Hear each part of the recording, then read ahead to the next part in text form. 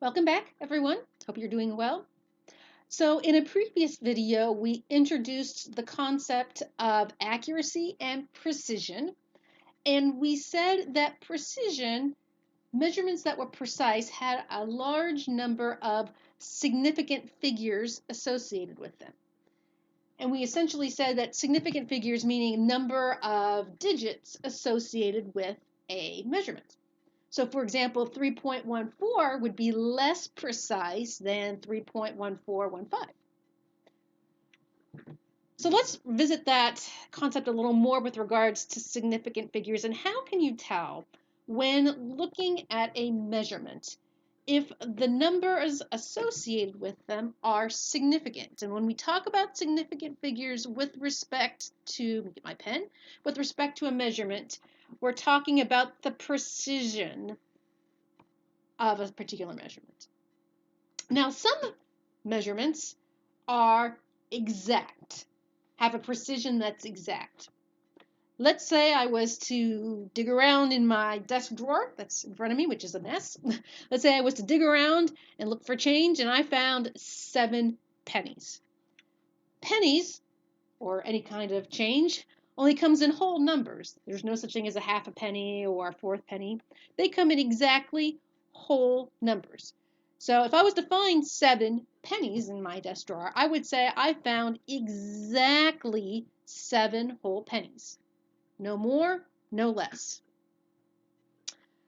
But what if I was to talk about something like the weight or the mass of those 7 pennies, or in this case on the right hand side here, the mass of a gold bar, which is great. If I found that in my desk drawer, probably won't happen.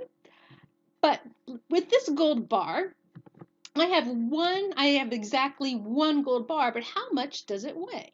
Well, according to the stamp on the gold bar, it says 10 grams.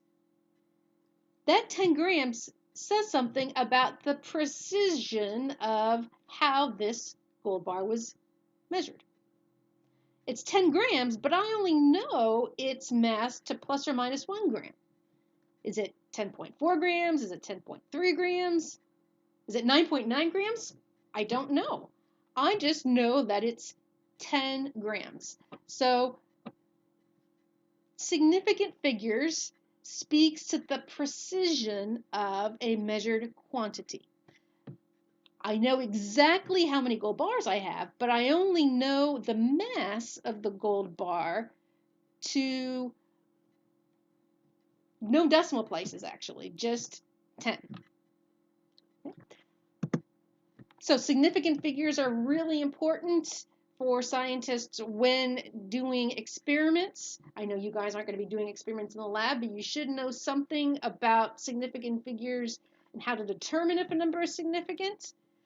And you should also know how to use them when reading scales of certain instruments or glassware. Believe it or not, we're going to show you pictures of glassware later on in lab, and you're going to have to make some measurements, read some volumes off of those.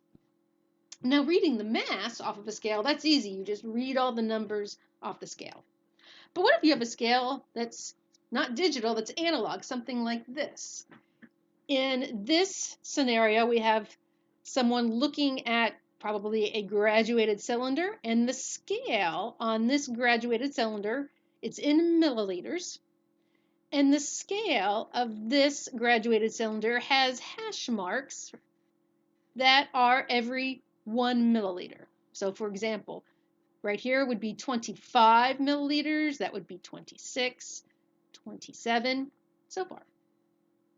So if I was to read a graduated cylinder, and we're going to talk about how to read a graduated cylinder in the lab modules, but when reading a graduated cylinder, I read that graduated cylinder, the volume that's at the bottom of this U shape. That's called meniscus.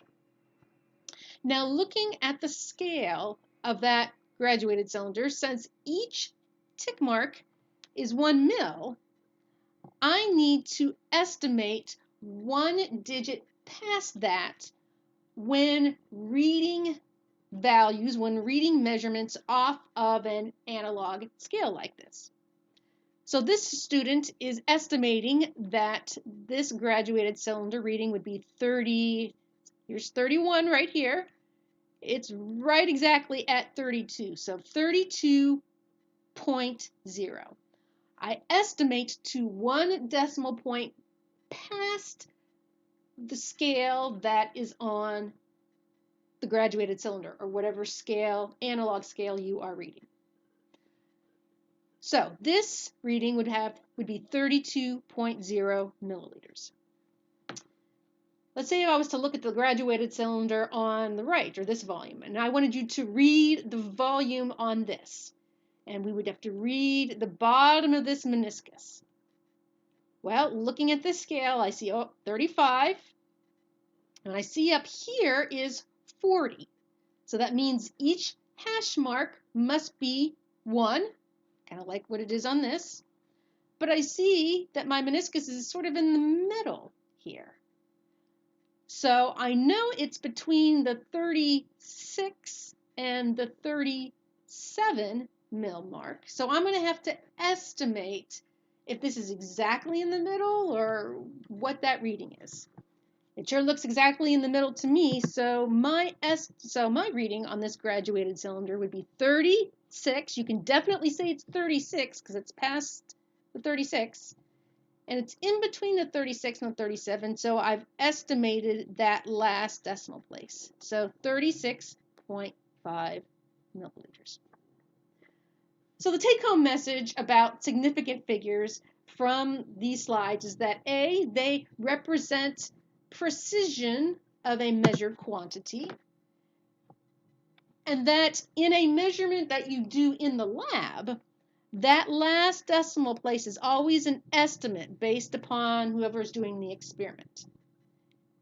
Whoever's doing the experiment and whatever scale you are using in the lab to do the reading. So the greater the precision of the measurement, the more significant figures you have. In the next video, we're going to talk about rules of significant figures and how do you determine if a digit is significant or not.